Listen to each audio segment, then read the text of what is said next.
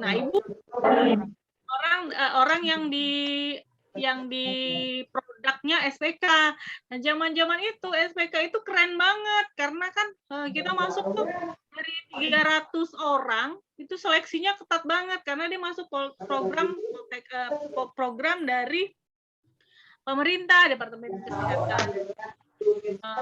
Dari SPK itu tahun 97 itu baru ngetren akper itu sedikit, akper itu segelintir orang. Jadi akper zaman dulu itu tua-tua banget. Ya. Kita Ibu ya sama masih gontok-gontokan. Kenapa? Teori banget. Dulu tuh akper itu terkeren lah.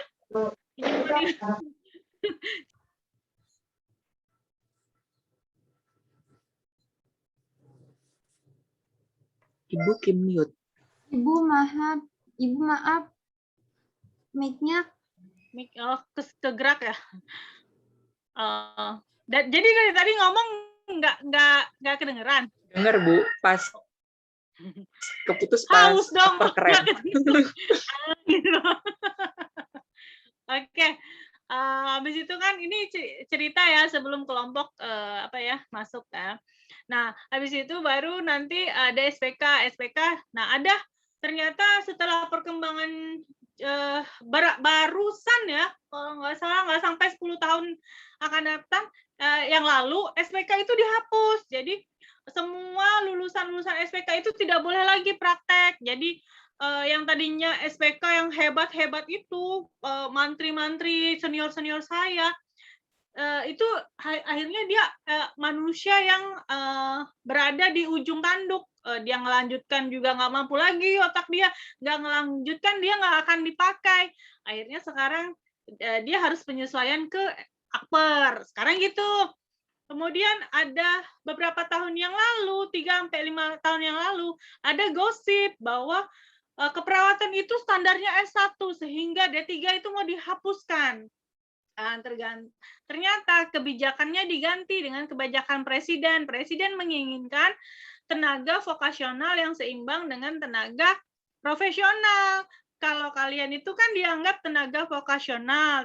Tenaga vokasional itu dia harus basically dia dengan skill. Nah, kalau misalnya dia S1 keperawatan, misalnya kalian yang dari SMA nyambung ke S1 keperawatan, jangan heran mereka lebih banyak jago teori, hafal teori, tapi bingung praktek. Nah, nanti akan merasakan perbedaannya di situ. Misalnya dulu waktu Ibu SPK, Ibu tuh bangga banget kalau udah bisa nyuntik ini, hafal banget obat ini, sehingga dulu orang kalau nanya sama Ibu obat, Ibu tuh hafal, itu suatu kebanggaan. Tapi semakin ke sini, Ibu malu karena mengobatin itu bukan lagi bagian dari Ibu. Makanya saya bilang kan, itu tuh zaman dulu, mantri-mantri itu. Karena kalau sekarang kita nggak bisa dibilang mantri, kita ada profesi namanya nurse. Nah, standar nurse itu apa? Seperti itu kan. Kemudian waktu lanjut lagi ke D3, Ibu merasa bangga kalau Ibu mampu menegakkan diagnosa sesuai dengan klinis-klinis yang Ibu Ibu pelajari seperti itu. Lanjutnya lagi Ibu mulai menggali teori-teori seperti itu ya. Nah, kenapa Ibu akhirnya menunjukkan kepada kalian bahwa Ibu punya buku? Sebenarnya itu tidak wajib sih, hanya saja mudah-mudahan ketika kalian membacanya, kalian itu menjadi sebuah curiosity atau keingintahuan. Apa sih si Florence Nightingale ini? Apakah dia hanya seperti lampu Aladin gitu ya? Kemudian apa sih si Peplu ini? Apa sih si Roger ini? Apa sih self-care-nya Roy ini?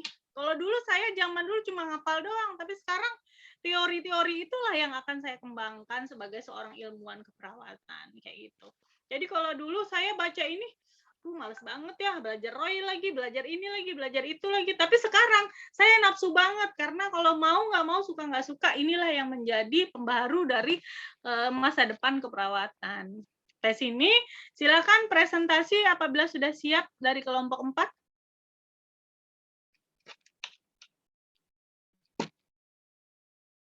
Ibu, izin Ya. Ini kelas B langsung boleh masuk atau selesai presentasi ya, Bu? Selesai presentasi dulu kita. Oh iya, kita screenshot dulu sayang. Oh iya, Bu. Mm-mm. Dari Ibu atau dari saya ya, Bu? Dari kamu aja masuk di grup Sipen ya. Oke. Boleh Nanti kasih dibuka. nama ini satu A atau satu B gitu ya. Iya, Bu. Oke. Boleh dibuka dulu kameranya. Angeli. Oke, 1, 2. Aditya. 1, 2, 3. Oke, slide selanjutnya. Aditya Sofia. Boleh dibuka kameranya. Oke, 1, 2. Oke, selanjutnya.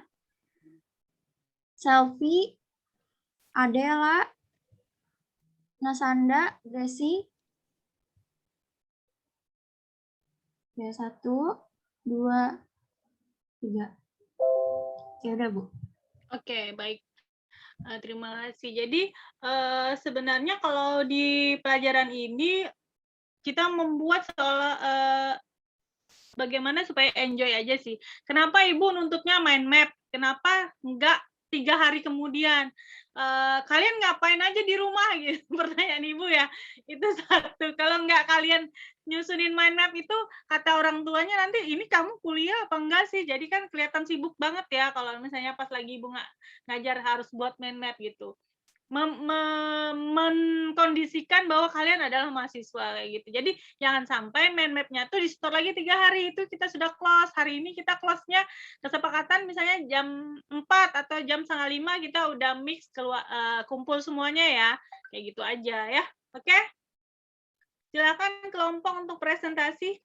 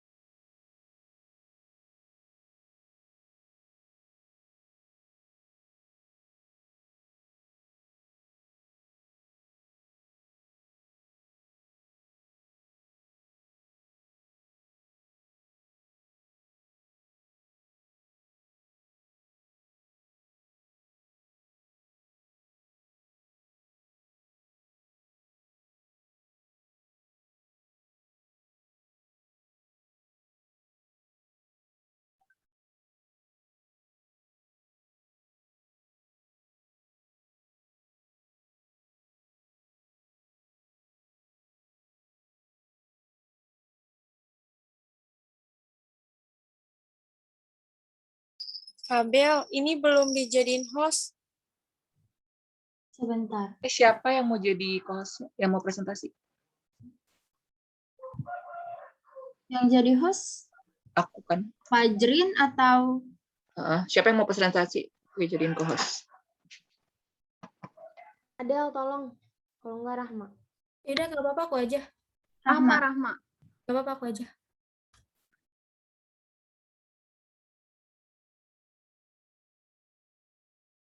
Oke. Sekarang mahasiswa nambah ya 123. Jadi nanti si pen-nya masukin nama ya.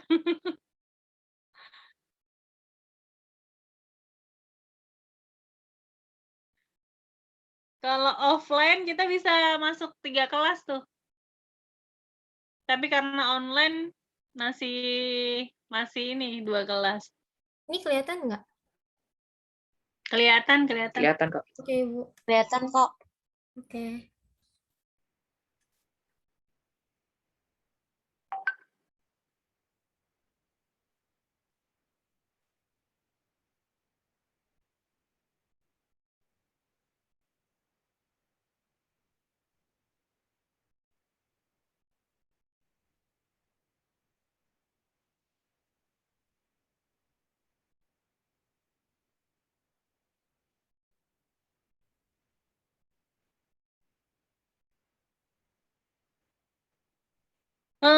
Abel bisa kirimkan ke grup. Ini si Tendiknya udah Absen.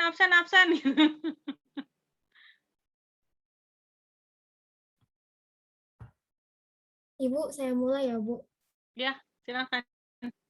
Assalamualaikum warahmatullahi wabarakatuh. Selamat siang semuanya.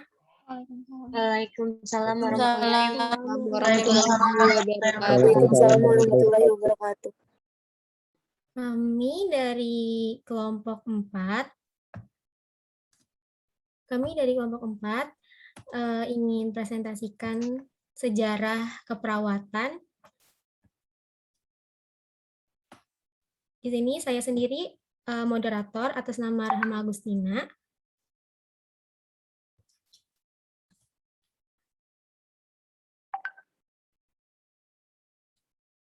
Saya Bidah Ardelia. Saya Aldi Rohman.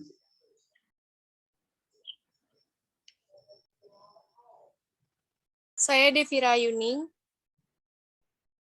Saya Fajri Nihaya. Saya Indwi Mawarni.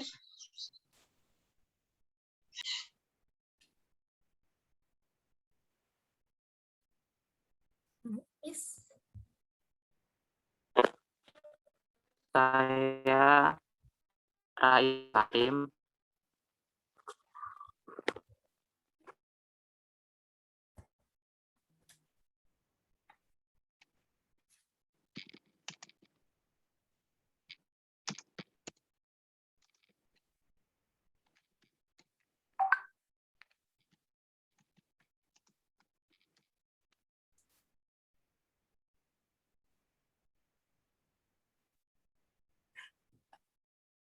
Oke, di sini saya akan menjelaskan pengertian sejarah. Sejarah adalah suatu kejadian atau peristiwa yang terjadi pada masa lampau, baik kejadian menyenangkan maupun tidak menyenangkan. Sejarah juga berasal dari bahasa Arab, yaitu sejarotun yang artinya pohon. Itu bercabang-cabang. Sejarah itu nggak pernah terputus dari masa lalu hingga masa kini. Nah, kalau sejarah keperawatan adalah suatu peristiwa yang terjadi dan berhubungan dengan keperawatan baik secara langsung maupun tidak langsung.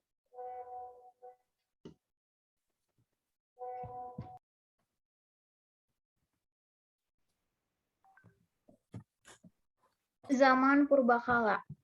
Manusia diciptakan memiliki naluri untuk merawat diri sendiri, tercermin pada seorang ibu. Harapan pada awal perkembangan keperawatan adalah perawat harus memiliki naluri keibuan. Dari masa Mother Earth, kemudian bergeser ke zaman di mana orang masih percaya pada suatu tentang adanya kekuatan mistis yang dapat mempengaruhi kehidupan manusia. Kepercayaan ini dikenal dengan nama animisme.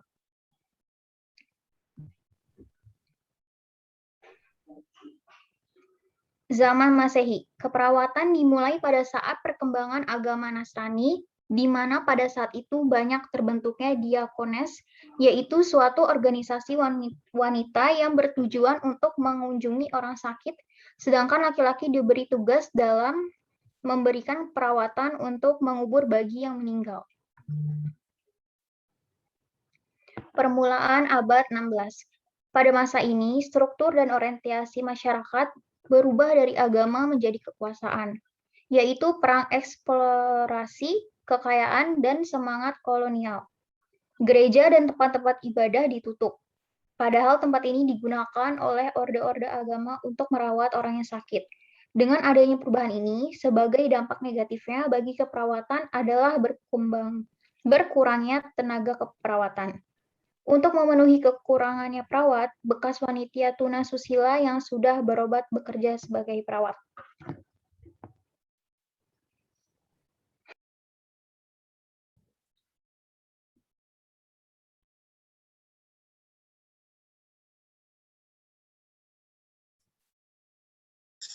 Sejarah perkembangan keperawatan di dunia ditandai dengan lahirnya tokoh keperawatan yang sangat masyhur, yang dikenal sampai sekarang ini, yang membawa perubahan dalam konsep berpikir yang berpengaruh besar terhadap praktik keperawatan.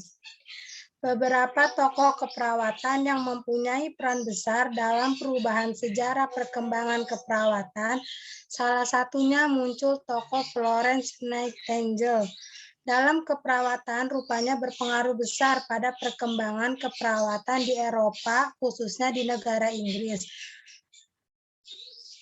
Beberapa tokoh keperawatan yang terkenal yaitu ada Florence Nightingale tahun 1820 dan sampai 1910. Yang kedua ada Lillian Wald 1867 sampai 1940. Yang tiga ada Margaret Higgins 1870 sampai 1966. Yang keempat ada Hildegard 1952. Yang kelima ada Jean Orlando tahun 1961. Dan yang keenam ada Virginia Henderson tahun 1966. Yang ketujuh ada Sister Calista Roy tahun 1970. Yang kedelapan ada Martha E. Roger tahun 1970. Nah, jadi tokoh penting dalam keperawatan yang pertama itu ada Florence Nightingale tahun 1820 sampai 1910 ini dilahirkan dalam keluarga yang kaya dan cerdas. Ia merasa terpanggil untuk membantu sesama manusia dan meningkatkan kesejahteraannya, kegigihan dan kontribusinya dalam bidang perawatan, terutama pada saat terjadi perang salib di semenanjung Crimea, membuatnya dianugerahi gelar Lady with the Lamb. Yang kedua ada Lillian Wald. Lillian Wald dan Mary Brewster merupakan orang pertama yang memberikan layanan keperawatan yang terlatih bagi kaum miskin di daerah kumuh New York. Mereka berdua memberikan layanan keperawatan, layanan sosial, dan mengadakannya kegiatan pendidikan dan budaya, serta mendirikan sekolah keperawatan sebagai tambahan keperawatan kunjungan rumah.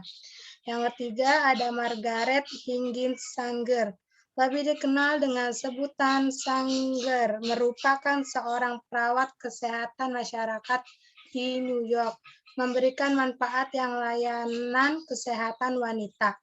Yang keempat ada Hildegard E. Peplau.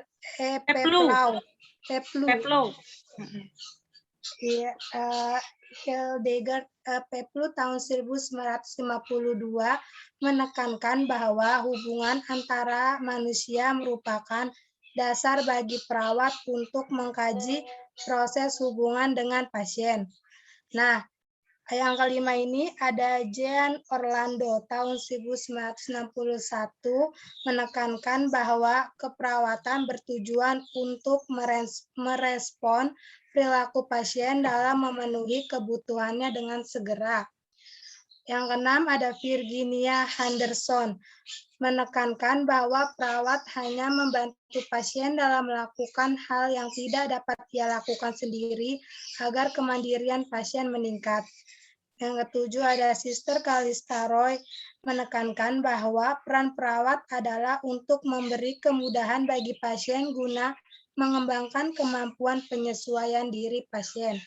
Ke-8 ada Martha E. Roger menekankan bahwa manusia mempunyai sifat alamiah yang tidak dapat dipisahkan dari lingkungan.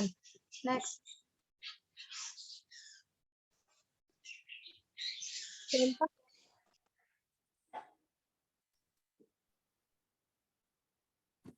Kelewatan itu slide-nya. Dampak perkembangan sejarah terhadap perawat Indonesia, yang pertama adanya sistem hegemoni yang diterapkan oleh bangsa Eropa selama menjajah Indonesia telah memberi dampak yang sangat besar. Profesi perawat di Indonesia sebagai negara yang terjajah menyebabkan kita selalu berada pada kondisi yang tertekan, lemah, dan tidak berdaya. Yang kedua, berkembangnya perilaku profesional yang keliru. Hal ini tentunya akan menghambat upaya pengembangan keperawatan menjadi profesi. Kesehatan yang profesional seperti kita ketahui, kultur yang sudah terinternalisasi akan sulit untuk diubah. Dibutuhkan persamaan persepsi dan cita-cita antar perawat serta kemauan profesi lain untuk menerima dan mengakui perawat sebagai sebuah profesi kesehatan yang profesional. Dari dampak tersebut, dapat menyebabkan kondisi yang tertekan, lemah, dan tidak berdaya.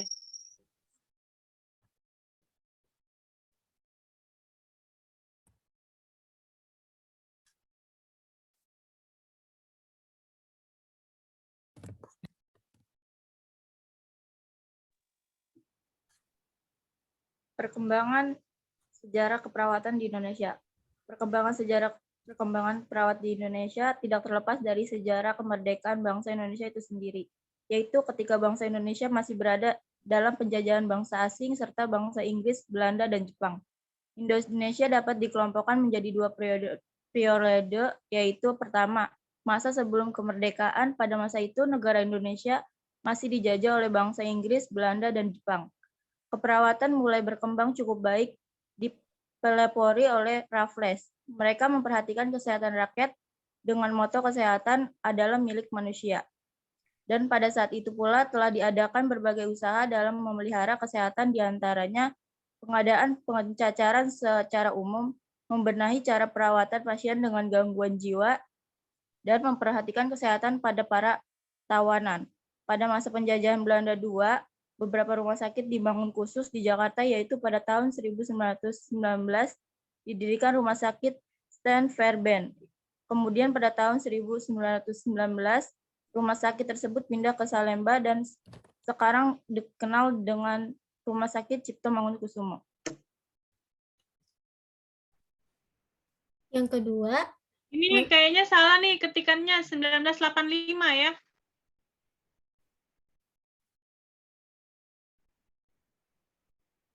Iya, Bu. Yang kedua, masa setelah kemerdekaan pada tahun 1949 telah banyak rumah sakit yang didirikan. Kemudian pada tahun 1952 didirikan sekolah perawat dan pada tahun 1962 telah dibuka pendidikan keperawatan setara dengan diploma, serta untuk pertama kalinya dibuka pendidikan keperawatan pada tahun 1895 setingkat dengan sarjana yang dilaksanakan dengan Universitas Indonesia.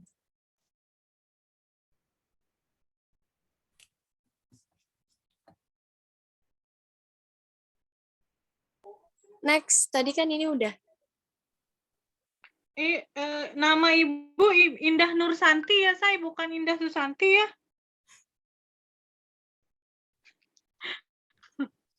Bentar ya. Udah lanjut. Sekian dari kelompok kami. Mohon maaf bila ada banyak kekurangan. Ada yang ingin bertanya?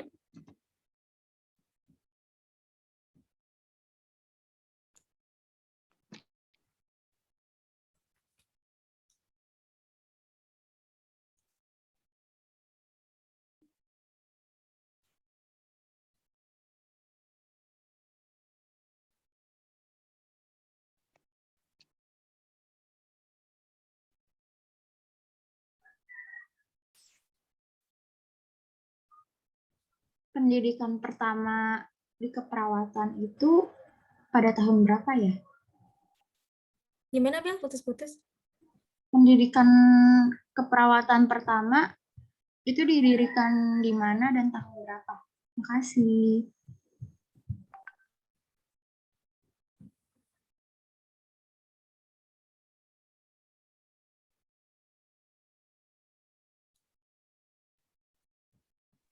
Aku yang jawab ya.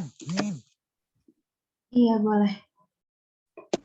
Didirikan pada tahun 1962, pendidikan keperawatan itu mulai di Akper milik Departemen Kesehatan di Jakarta. Terima kasih.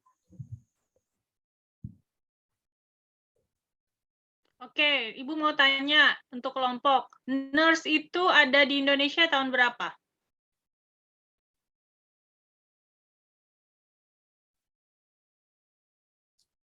Pendidikan profesi nurse itu ada di Indonesia tahun berapa? Ada nggak di materinya?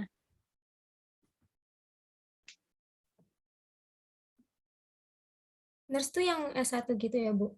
Iya, S1 plus profesi. Adanya yang nurse doang, profesinya nggak ada, Bu. Coba nanti dicari ya. Karena Oh. gini, lulusan awal itu tahun 1985 itu gelarnya cuma SKP, Sarjana Keperawatan. Nah, berapa tahun kemudian baru keperawatan itu diakui sebagai profesi, kemudian ada namanya nurse. Berat perjuangannya. Karena kami dulu, Ibu lulusan nurse tahun 2013. Dokter itu kalau dia sarjana kedokteran, sarjana farmasi, itu kan gelarnya SAPT. Ibu kan sarjana keperawatan, S1 nurse gitu kan gelar profesinya. Dokter itu sarjana kedokteran, gelar profesinya dokter. Apoteker itu profesi, sarjananya SFAM. Ya enggak? Ya, tapi keperawatan itu kayak dianaktirikan. Misalnya dia sarjana farmasi, apoteker. Masuk struktural PNS, gaji dia itu apoteker 3,5 juta. Perawat profesinya nggak diakui, sehingga gaji dia cuma 2,8, tunjangan profesinya nggak ada. Itu nangis banget kita. Jadi makanya Ibu tanya, keperawatan itu ada nurse itu dibentuk tahun berapa di Indonesia? PR ya, coba searching lagi. Karena zaman dulu itu 1985, kalau kalian lihat ada sarjana-sarjana zaman dulu, itu gelarnya SKP, Sarjana Keperawatan. Tapi sekarang kalau orang cuma gelarnya SKep, dia nggak ada profesi nurse, dia nggak boleh pegang pasien. Artinya dia hanya belajar teori, tapi dia belum mencukupi atau mumpuni untuk sebuah profesi keperawatan. Seperti itu ya. Coba nanti ditambahkan ya. Ya, Ibu. Oke, itu aja. Mind map-nya jangan lupa, sepertinya kelompok 11 sudah antri. Kita selesai 14.30 ya? Iya, Bu. Ini boleh Kelompok langsung sini dimasukin aja Oh ya, boleh. classmate-nya.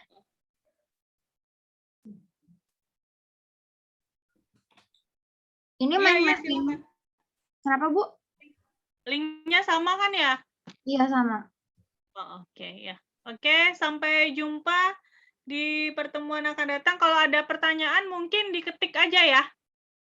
Diketik, Ya, kirim Ibu. ke Ibu di grup Sipen ya. Untuk Baik. kita diskusikan atau Ibu jawab di dalam bentuk ketikan ya. Oke, terima kasih. Wassalamualaikum warahmatullahi wabarakatuh. Waalaikumsalam warahmatullahi wabarakatuh. Terima kasih, Bu. Terima kasih, Bu. Selamat sore. Sama. Nino jangan keluar dulu ya. Iya. Terima kasih. Yang lain boleh keluar. Oh my God. Udah boleh keluar kan ya? Udah. Oke, thank you. Nino spesialis IT. Enggak, Bu. Kebetulan yang megang akunnya aja. Ya.